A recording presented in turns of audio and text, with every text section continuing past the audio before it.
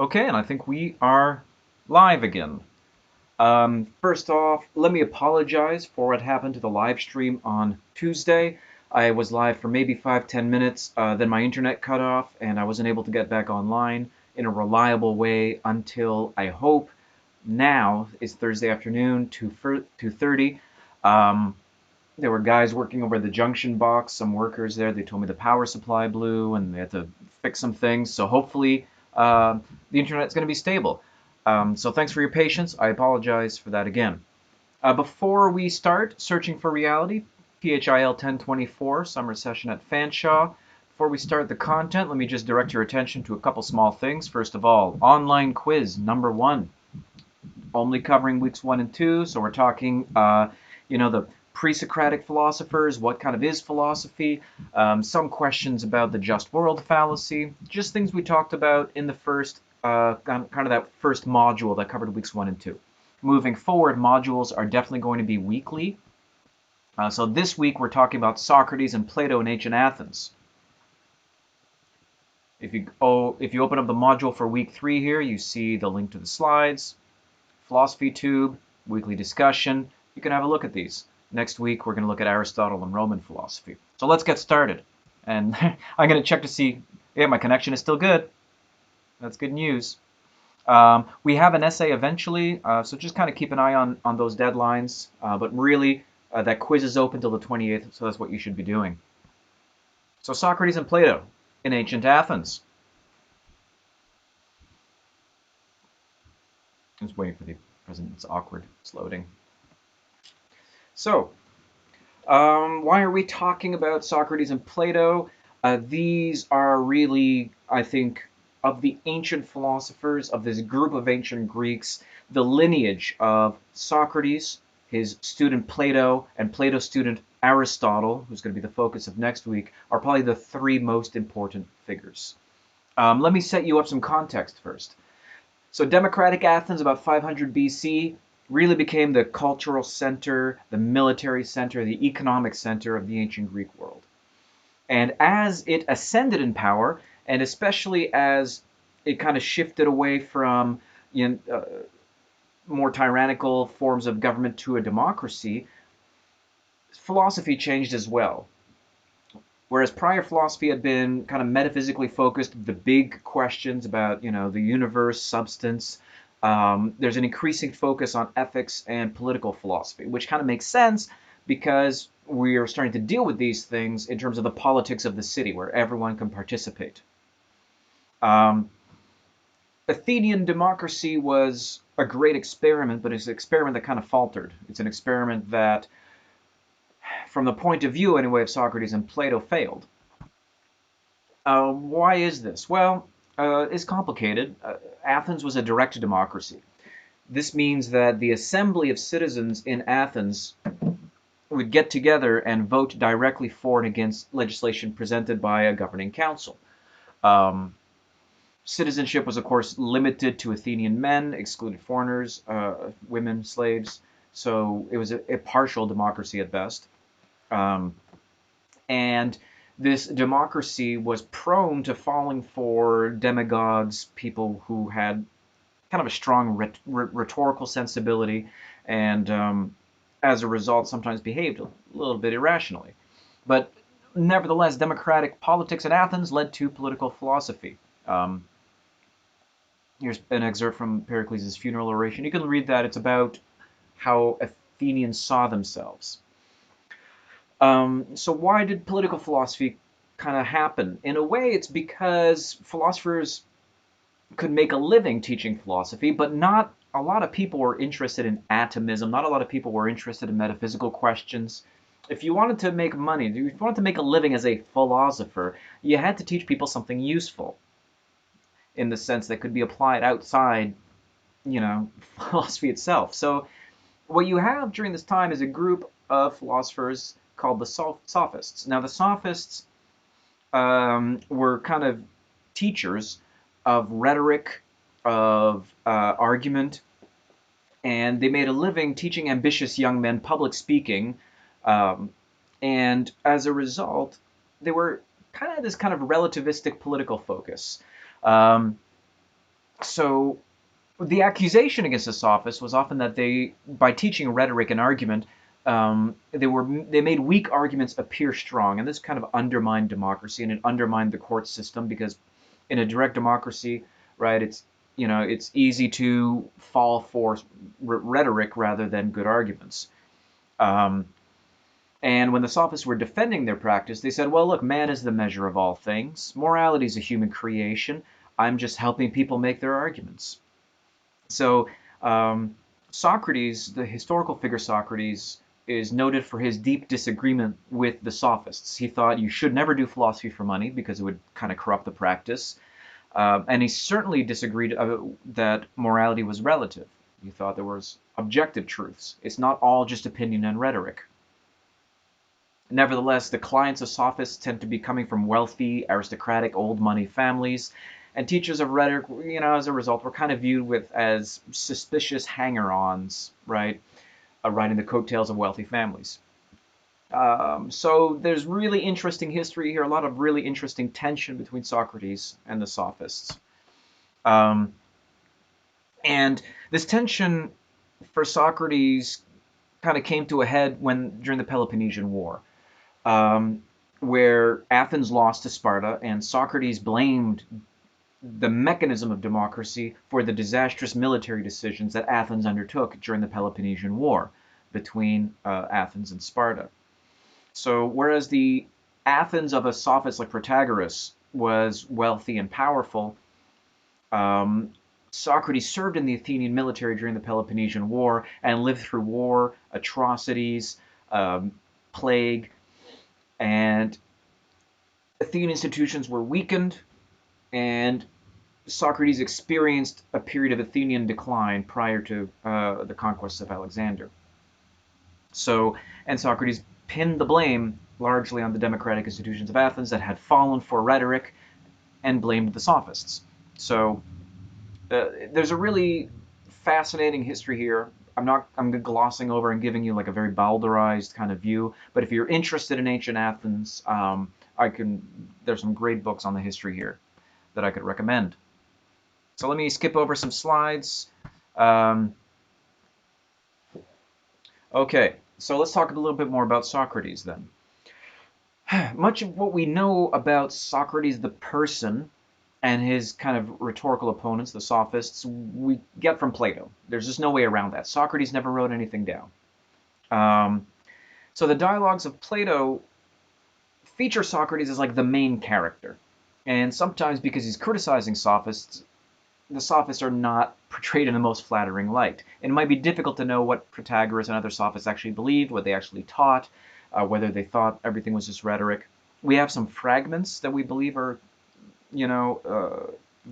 probably true of what they had said, what they wrote down, but it's really hard to know. So much has been lost from, this period 2,500 years ago.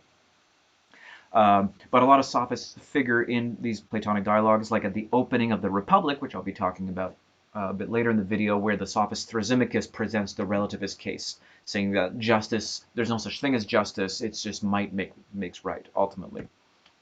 So I've been talking about Protagoras the agnostic as an example of this kind of relativistic sophist. He says things like, with regard to the gods, I cannot feel sure either that they are or that they are not, nor what they are like. There are many things that hinder knowledge.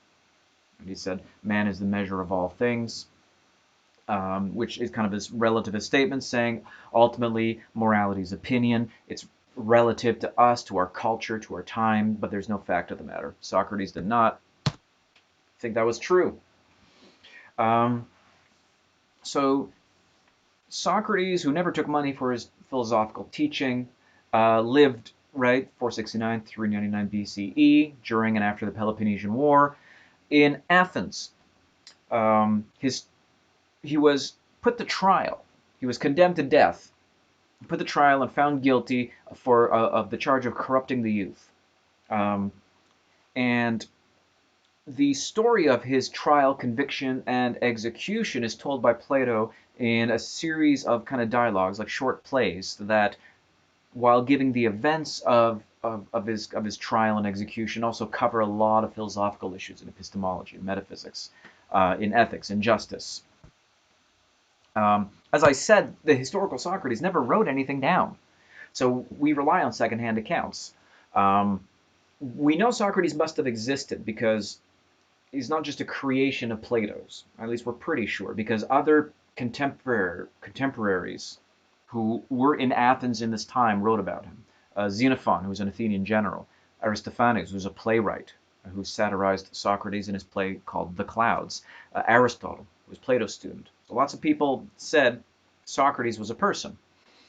Um, and these accounts of Socrates all are slightly different, but you get a sense that you definitely had this kind of like skeptical uh, kind of person who enjoyed going off into the Athenian public sphere, into the public spaces of Athens, and just kind of badgering people with questions. Um, the most well-known of the written accounts of Socrates' life are the Platonic dialogues. Um, but apart from the specific dialogue where he's giving his defense speech at his trial, how much of these dialogues actually happened, we don't know. Um, as Plato grew older after Socrates' death, the dialogues featuring Socrates became increasingly less recollections of Socrates' life and more plays meant to kind of illustrate Plato's own separate thought. So we have the historical Socrates, who was condemned to death for corrupting the youth, who is recounted by Plato in his early dialogues, and who kind of becomes a literary figure in the later dialogues. Hope that's not too complicated. So Socrates was put on trial for corrupting the youth, for atheism. He was found guilty, and he was made to drink a poison, hemlock, and died in Athens. In his defense speech at his trial, he says that he wasn't trying to corrupt the youth. He simply said that he simply believed that the unexamined life was not worth living. So whereas other people thought of him as corrupting the youth by making them question their beliefs, by criticizing people's beliefs, he thought the examined life was really crucial in the sense that we should strive to find out whether we have any false beliefs, and if we do, what the truth is. So his relentless questioning in the public spaces of Athens, where he would find people and ask them, what do you think is the nature of the good life? What is justice? What is beauty? What is truth? What is knowledge? Um, he thought, I am doing a service to my fellow citizens because I believe the unexamined life is not worth living. So, but his practice of confronting public figures and ask them these questions and critiquing their answers ended up embarrassing a lot of prominent citizens, and they kind of wanted to get rid of him.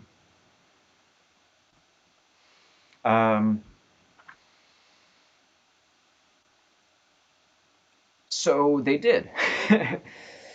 And at his trial, he continued being a bit of a troll in the sense that he kind of continued, poking fun at Athenian society, questioning their assumptions, showing that the trial was a bit of a sham. He, for example, claimed at his trial that the Oracle of Delphi, a very revered kind of religious oracle, the Oracle of Delphi said, when he asked who's the wisest man in Greece, because he wanted to find the wisest person and then ask them questions, so because he seeks truth. And the oracle said, well, you are, Socrates, you're the wisest man in Greece. And he was very mystified by this. He was like, how, why, no, I know nothing. So he was greatly puzzled by this answer. Like, he thought he knew nothing. And then he realized, and he's telling, this is part of his defense speech, right? So he's on trial for annoying people, and he's telling the jury, well, I am the wisest man in Greece because at least I know that I know nothing. You guys don't realize you know nothing, but I know one thing you guys don't, that I know nothing. So I'm more wise than you.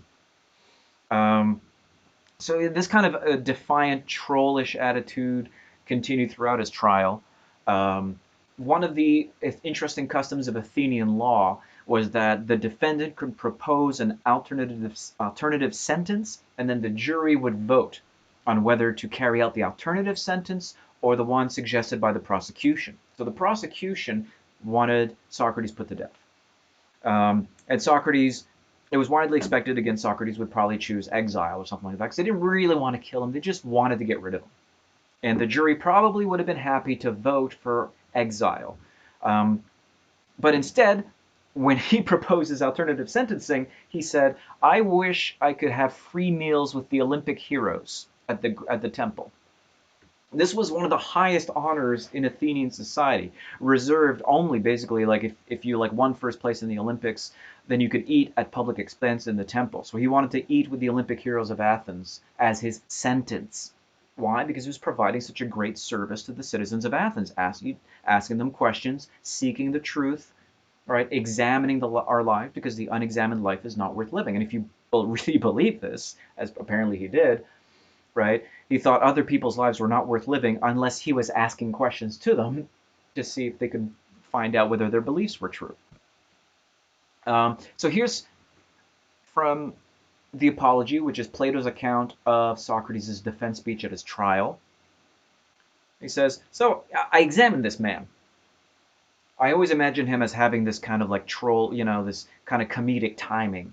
He's not very serious, right? I examine this man, let's just say he was a politician, and as a result of my examination, man of Athens, the result of my conversations was this. I decided, although the man seemed to many people, and above all to himself, to be wise, in reality he was not wise. I tried to demonstrate to him that he thought he was wise, but actually was not, and as a result I made an enemy of him, and an enemy of many of those present. To myself I reflected, here's one man less wise than I. In all probability, neither of us know anything worth knowing. Neither of us do. But he thinks he knows when he doesn't. But I, given that I don't in fact know, I'm aware I don't know things. So I'm wiser than him in just this one detail, that when I don't know something, I don't think I know it either. From him I went to another man, one of those who seemed wiser than the first, and I came to the same conclusion, and I made an enemy of him, and to many others besides, and now everyone hates me. Trying to do them a favor. Right, so Socrates' whole defense is telling the people of Athens that they're dumb, and to want to dine with the Olympic heroes for providing this service. So, he's the troll. But, what's interesting here, too, is that he was a troll with convictions. So he was condemned to death, basically forcing the jury, because the jury literally had the choice of this: give Socrates free meals with Olympic heroes, or put him to death. So he kind of forced them to choose capital punishment. But it was widely expected this is Socrates being Socrates, and that he was gonna just flee, right? And his friends, actually, because he did have some friends, like lots of young, wealthy, like nouveau riche kind of people loved him because he made fun of old Athenian money. So Crito, a wealthy young man, shows up in his cell one morning, like I think the day of he was scheduled to be drink the hemlock and die. Crito says, "Look, I figured it all out. Okay, I've bribed the guards. Okay, there's a ship. Okay, the guards are sleeping, but really I just gave them a bunch of money. There's a ship. All right, we're going to sneak you to the harbor. You're going to jump on the ship. The ship's going to take you across the Black Sea, and you're going to go live somewhere in Asia Minor. All right, we got it all figured out." But he refuses. He refuses to leave, and he demands that Athens execute him. And Crito and all his friends are like, "No, we just spent so much money setting this up. What are you even talking about?" And he says, "Look, if I leave now, everyone will know that I was lying during my defense speech. But I really do, in fact, believe I was providing a service to the citizens of Athens. I really do, in fact, believe the unexamined life is not worth living. I really do believe I was doing people a favor when I was asking them these questions, when I was questioning their beliefs, when we were trying to work together towards finding the truth about justice and beauty and knowledge. And if I leave now and I don't consent to the punishment legally decided by my fellow Athenian citizens, what does that make me but a hypocrite?" All right? Imagine Crito, imagine the laws speaking to me, the laws of Athens. What would they say if they heard of my plan to leave. Socrates, the laws would say, did we agree on this to honor the decisions the city makes? You raised your children in this city. You worked in this city. You served in its military. You told its citizens that nothing was more important than helping them achieve an examined life worth living. If you disobey now and you leave, it'll show that you never truly respected the idea of Athens. So Socrates stays. He drinks the hemlock. He dies. Here's a quote from the Crito. So, yeah, he was a bit of a troll. I keep using that word. But he's a troll with integrity. He's a troll who actually believed in the value of what he was doing. He drinks the poison hemlock in this famous Renaissance era painting. So I've talked a lot about the history of Socrates, who he was, what he did. Let's talk a little bit about the philosophy here. We haven't even talked about Plato yet. This thing is going to go for 45 minutes easy. So what Socrates would do, if I'm going to boulderize it a little bit, the method is kind of simple. Socrates would begin an inquiry in an attempt to understand what something is, what something really is. So we're going to choose something abstract. For example, we can say, what is justice? What is it to be just? What is it to be good? What is it to know something? And typically, he's going to approach someone, and he's going to say, sir, you say you know what is it to be good, but can you tell me, for I am ignorant of what it is to be good? And then his interlocutor, the person, would say, well, to be good is to honor the gods, or to be good is to follow the laws. And he's going to say, well, you gave me examples, or you gave me a prescriptive duty, but what do all the examples have in common? What if the laws were unjust, right? And so he starts asking these questions, because what he wants is a unified account of, say, justice, what all the examples have in common, or right, what justice is, so that we can always kind of know what is just and what is unjust, right? And Socrates, typically in the dialogues, ends up showing that hardly anybody really understands the concepts they use. We use words like knowledge, we use words like justice or good, but we don't really understand what they mean. We don't have a definition for them that is immune to counterexample, that helps us sort, right, cases of, right, knowledge or not knowledge, justice, not injustice. We don't have a theory. We just use these words as if we know, but really we're just following the conventions of our society. We don't really understand the words we mean. And when Socrates is asking these questions as part of his method, it's part of his, at least I know that I don't know. Whereas everybody's using words irresponsibly, as if they really understood what their words are. So here's one example of this Socratic line of questioning. It's from the Euthyphro. The Euthyphro is part of that set of dialogues where Socrates is put to trial, because he's standing in line of the courthouse. So you got to imagine you're in ancient Athens, right? There's the hubbub of the crowd around you, street merchants, chickens, wild dogs, the columns of the temple. Don't imagine white columns, because the Athenians used to paint their temples and statues, all kinds of colors. So we think of it as stately white marble, but it wasn't like that. It was actually painted different colors depending on the festival, the time. So it's this whole chaotic scene, and he's there standing in line when he just kind of taps the shoulders of the guy and says, yeah, Euthyphro, what you doing here? And he says, well, I'm suing my dad in the courts. And because Athenian society put a lot of reverence on parents, this kind of shocked Socrates. It's like, oh, you're suing your own dad. You must have, wow, that's intense. He's like, yeah, but, I know my right and wrong, and I think my dad's in the wrong here, so I'm going to sue my dad in the courts. And Socrates is astonished, and he asks Euthyphro, the man who's bringing a suit to his own father, well, if you're so sure of yourself, can you tell me what goodness is? And Euthyphro says, easy. Goodness is you just do what makes the gods happy, right? That's what you please the gods. It's easy. You do what God says.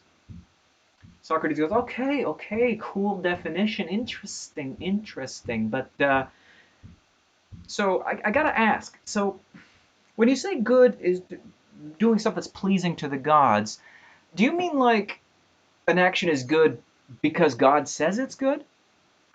Or do are the gods saying an action is good because it just is a good action? Right? Like which one is it? I mean, I want to please the gods too, but is it please the gods because the gods want you to do it, or do they want you to do it because it's good? Right? So in other words, what we have is kind of an interesting dilemma. Now the dilemma goes like this, right? Is an action good because Zeus or Hera or Aphrodite or whatever say it's good? Well, then the gods could just say anything is good. As long as the gods said it, you're good to go. What if the gods decide like, hey, you know what's awesome? Let's let's torture some kittens. Let's get some kittens, the cutest kittens. Let's torture them. And it's good. And Euthyphro is kind of like, no, no, that's not what I mean. That's not what I mean. That's not what I mean. The gods would never ask you to do something like that. Okay, Socrates says, I get it. I get what you're saying. The gods are just reporting. They're just telling us what is good. Right? They're just informing us about what is itself good. Because if the gods wouldn't tell you to torture kittens, because torturing kittens is bad, then the gods are constrained. They wouldn't tell you to do evil things. So what a god says doesn't make good or evil. The gods are just informing you about what's good or evil independent of them. The gods are not themselves the standard of morality. That's good to know. So you don't need God at all to be good. That's what you're saying, Euthyphro. Hey, everyone. Euthyphro, you know the rich kid suing his dad? He says you don't need the gods to be good. Everyone. Now Euthyphro's freaking out. That's not what I mean either, Socrates. You're twisting my words. You know, I know what's right. You're just buzz off. So the Euthyphro dilemma says either God, if being good is just pleasing the gods, either God could tell you anything at all and it would still be good, and if they can't tell you anything at all, then you don't need God to be good. So you can see why this guy kept getting in trouble. So yeah, the Euthyphro dilemma is one of these very famous dilemmas that you could find in the dialogues of Plato. Is this the Wikipedia link? Yeah, that's the link to the Wikipedia page. It's a problem for divine command theory. Now, of course, people have answers to it. People say that God is identical to the good, right? So there are ways. Just read the Wikipedia page. But that's the kind of thing that Socrates would get up to. Here's a funny tweet. Because we're going to talk about Plato, a paragon of ancient Greek philosophy, a successor to Socrates. But Plato's dialogues are really just live tweeting an old guy yelling at strangers in parks, which, again, where's the lie? Okay, so Socrates claimed that at least he knew nothing, and his goal in life was to get other people to admit that they know nothing too. But instead of a society of Jon Snows who know nothing, Game of Thrones reference, what we had is a society that decided we need to get rid of the Socrates character, which made Plato a little bit angry. But Plato, now I'm going to do like a hard turn, okay? I said, look, Plato wrote a historical account of Socrates' trial and execution, right? Socrates was kind of a philosopher who believed in objective morality and thought the pursuit of truth was the highest good, but was frustrated in his attempts because he found out he knew nothing, and he wanted other people to realize they also knew nothing so they could start working on this common project of finding out what the truth is. And Plato kind of took up that challenge and made Socrates the mouthpiece in his later dialogues for concepts for answers, for a philosophical system that provides answers. So whereas Socrates, the historical Socrates, was a guy that kind of went around Athens, asking questions and showing that people don't know things they thought they knew, Plato sat down, founded a school, and started writing dialogues featuring Socrates as a character, giving answers to Socratic questions. What is justice? What is knowledge? What is beauty? What is truth? So, here is, again, we're moving from Socrates, a historical figure, right, the troll, to Plato, the philosopher, who used Socrates to give his own theories, to his own answers to the Socratic problems. So, the Socratic problem roughly was to give an analysis or a definition of abstract concepts. concepts we use but don't really understand. And we're going to get pretty abstract here. So Plato said we need an answer to the problem of abstract ideas. Right? We use words, we don't know their meanings, but we can grasp abstract ideas. And the main question is, what do different instances of a thing have, right? How are they all part of a unified concept? Right? So when Socrates was questioning people in Athens, he would say, what is justice? And people would give examples of just actions. And he would say, well, what do all these examples have in common? That's kind of what Plato wanted to answer too. And he gave something called the theory of forms or the theory of ideas. I'm going to use the two interchangeably. The theory of ideas, the theory of forms. So what we want knowledge of, what Socrates wanted knowledge of, is knowledge of abstract ideas separate from pointing at examples of things. What is an abstract idea? Well, here's an example. We have an idea. We all have an idea of number.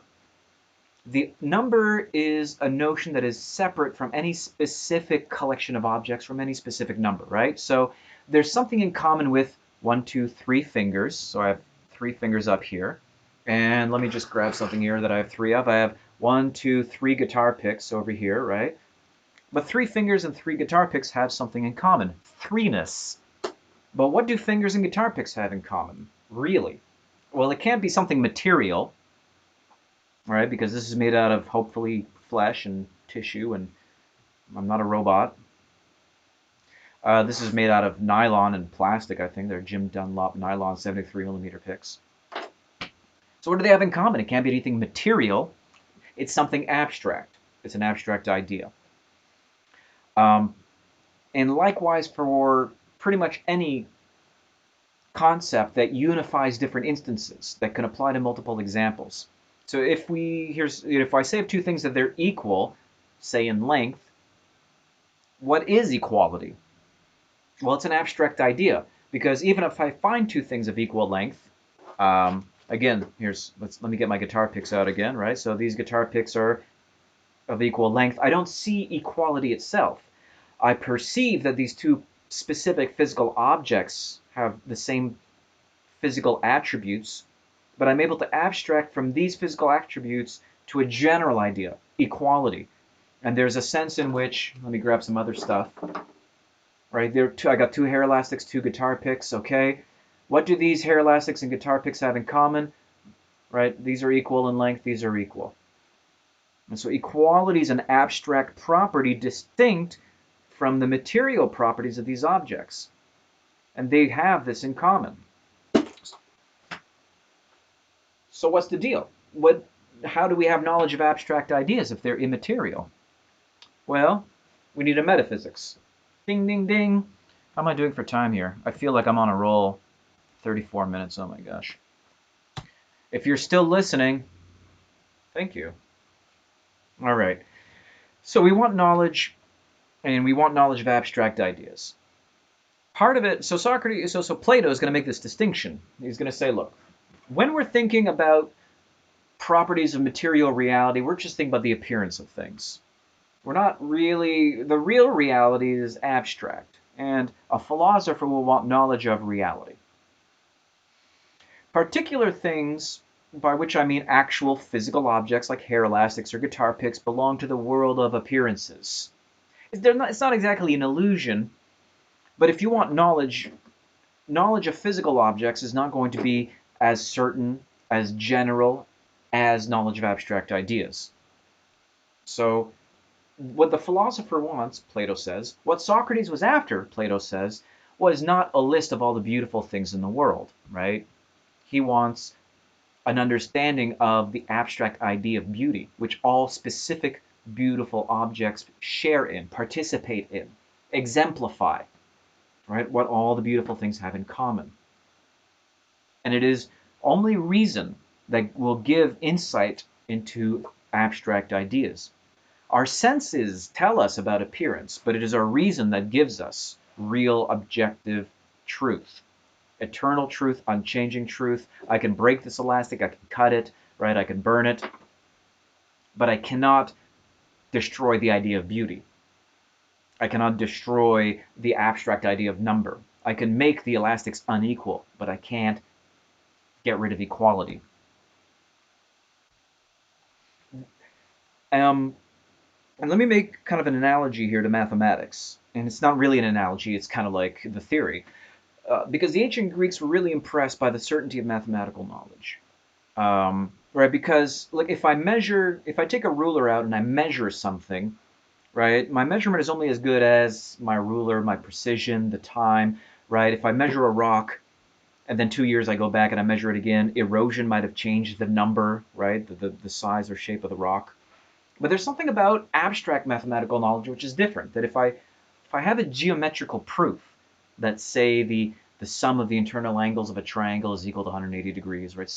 Something you did in math in high school, you don't need to go 5 years later and double check, right? If you proved it, you proved it. You proved it forever, and you're absolutely certain, right? If I wanted to start a research project to find out whether or not 2 plus 2 equals 4, and I want to do that by going like, all right, I got 2 things. It's good. I'm going to get 2 more things. Let's just check that there's 4. 1, 2, 3, 4. Check. I just need to do this infinity more times, and then I'll be sure that 2 plus 2 is 4. That's a dumb research project.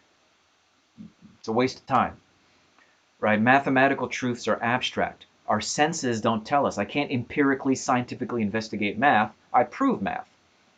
And this is the highest type of knowledge. It's the standard to which all other knowledge should be held, because that's the kind of knowledge we really want. So if I have mathematical knowledge, what do I have knowledge of? Again, I don't have specific knowledge of a particular triangle in a geometric proof. I'm not trying to prove something about a physical triangle. I'm trying to prove something about triangles in general.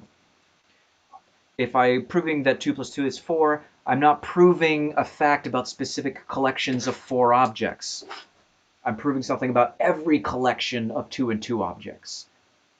It is our reason that grasps that there's an abstract idea, right? And that's how you're going to get absolute certainty. Again, because this is a really kind of weird abstract point that is absolutely essential to get if you're going to understand Plato's metaphysics, right? So the sum of the internal angles of say an equilateral triangle, right, 60, 60, 60, is always going to be 60 plus 60, 120 plus 60, 180. The sum of the internal angles of a triangle, right, over here is always going to be 180 degrees. Now, what is this knowledge of? It's not knowledge of Dorito chips, right, of moths, of triangles and triangle-shaped leaves in nature. It's not even knowledge of a specific drawn triangle, right? Because a triangle I drew freehand or even with a ruler is going to be slightly imperfect because of the thickness of the lines, right? The knowledge of a geometrical proof is knowledge of an abstract triangle, of all abstract triangles. It is knowledge of the idea, not of any specific concrete thing. This knowledge is certain. It's not a matter of opinion. It's not a matter of time or place. A triangle is a triangle, whether you can take a spaceship, go out to Alpha Centauri and ask some aliens there, and they're going to have the same math we have, Plato says. They're going to say 2 plus 2 is 4. I mean, Plato probably never thought of aliens, but if I asked him whether aliens would have the same math, he'd go, of course. Abstract ideas are universal, they're timeless, they're not relativistic, take that, sophists. And it will continue to be true, even if nobody had ever thought of it. If nobody had proved it, it would still be true. If every sentient being ceased to exist, it would still be true. Because it is abstract, timeless, absolutely certain. It is a knowledge of an idea, and that's the kind of knowledge we want. And that's the kind of knowledge we want out not just in mathematics, but in all things. I want an account of justice and truth that is just as good as my account of triangles, because they are all abstract ideas. Now, Plato's theory gets a little bit more complex here in the particulars. He thinks there's a highest form, the form of the good itself. I'm not going to get into that, right? Platonism, or the theory of ideas, is what's important to understand. A lot of practicing mathematicians are Platonists. right? They believe that we don't discover math. We're not inventing math. Well, sorry, they believe we are not inventing math. We're discovering mathematical truths, like a hidden continent that we are exploring, but that was there before us and will be there after we are gone. Math exists. And by the same token, all the things Socrates was after, an account of knowledge, justice, beauty, truth, these are things we do not invent. These are things we discover that existed before us and will continue existing after us. Theory of forms, allegory of the cave. Socrates also believed in the immortality of the soul because, long story short, because we grasp ideas by reason, reason grasping abstract ideas must itself also be abstract. Right? So our souls belong to the abstract world of eternal ideas, and therefore our souls cannot die. Anyway, that's a dialogue called the Phaedo. I can't get into too much politics. I think I still have to do his politics. Oh my gosh, we have to talk about the Republic. Oh my gosh, how much time here? I'm at 42 minutes, and I still haven't even talked about the Republic.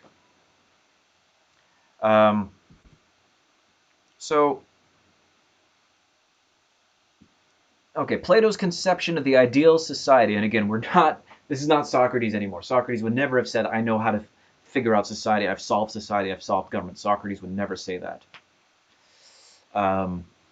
Plato has a theory of justice. Plato has a theory. It's in the Republic. So society should be governed by reason, which is how we gain knowledge, which means that philosophers should be kings, being the most rational people. That's a terrible idea, by the way. And a well-ordered society, a just society, is where everybody contributes their proper role to the best of their abilities, roughly. So if you crack open the Republic, which is his book of political philosophy, where Plato gives you, through Socrates, through his mouthpiece Socrates, his account of justice, if you open it up, first chapter, a sophist shows up, Thrasymachus, and he says, justice, injustice, nonsense. Justice means nothing but what is in the interest of the stronger party. Right? So he's a relativist. Socrates / Plato hates that. He thinks that justice and good and evil are abstract, timeless, absolutely certain ideas modeled after mathematical truth that reason could uncover. So he needs to punch back. As Thrasymachus says, injustice is mightier, freer, more masterful than justice. And the just is simply the advantage of the stronger. So Thrasymachus has this view here. So again, I'm going to simplify things a little bit. If I had 3 hours for this, I'm not going to make you watch a 3-hour video, but if I'm teaching in class, I have 3 hours a week, or at least 2 hours plus an online hour. But Socrates through Plato, right? Plato is going to argue through Socrates that, look, the view that might makes right is the same thing as justice can't possibly be correct, because it's kind of self-contradictory. For starters, the things that people want by exercising their power are things that can only occur because of other people's collaboration. So you want to make an exception for yourself, basically, right? Because why do you want power? Because you want comfort, you want to rule over an organized society, you want riches, but all these riches are only possible because other people are cooperating. So justice itself, Plato is going to say, is kind of a property not of individuals, but of a well-run society. So, you could break these rules, Thrasymachus, to your advantage in some cases, right? But what you're really doing by doing this is undermining the common project of collaboration that is necessary for the things that you want to get. Because if everybody was just going through this might makes right thing, what would happen is order would break down. And then at best case scenario, you'd be king of an ash pile, but probably, we'd just get interminable civil warfare. So Thrasymachus, your view that might makes right and that you should do whatever you want if it's in your advantage to do so, presupposes that other people won't do the same thing. because you should necessarily agree that if everybody would just do whatever's in their advantage, then we wouldn't have this dialogue. We wouldn't have a society. We wouldn't have, we wouldn't be sitting around beautiful ancient Athens with its, marvelous temples and food and everything. We'd just be killing each other right now. So your view doesn't make sense, Thrasymachus. And because cooperation is kind of the bedrock of a functioning society, roughly in the Republic, Plato's going to argue that obviously the rational thing to do is for everyone to cooperate as best they can. That is what justice is, right? Each individual contributing their proper abilities to the overall common good, right? Some citizens will produce things, others will protect things, they'll be soldiers, others will govern, right? Because we have a kind of a society made of distinct classes. We have, right, the philosopher kings, the guardians, right, and the common people. And that's how we're going to kind of arrange society, because it's the, right, if society is necessarily a form of collaboration, justice must be the most well-ordered form of collaboration there can be. So I have some slides on the Republic if you're interested in reading about it. So in Book 4, Plato reminds us, right, their aim in founding the state was not the disproportionate happiness of any one class, but the greatest happiness of the whole, right, because we need a civil society, otherwise it's civil war, everybody's killing each other. And what is justice? Justice is doing one's own business, appropriate to one's abilities in a well-designed republic. So that's his abstract account of justice. That's what he thinks his his eternal, timeless truth about justice is these. Justice is doing one's own business. But I'm not doing justice to his account of justice. The Republic is one of the classic texts of political philosophy. I'm really trying to skip over slides to get things done under 45 minutes, and I'm at 47. So I think I am going to close it off here. I'm sorry again for the delay in getting this lecture out to you. And hopefully my internet is going to be a little more solid moving forward. If you have any questions, send me an email. Thanks for watching.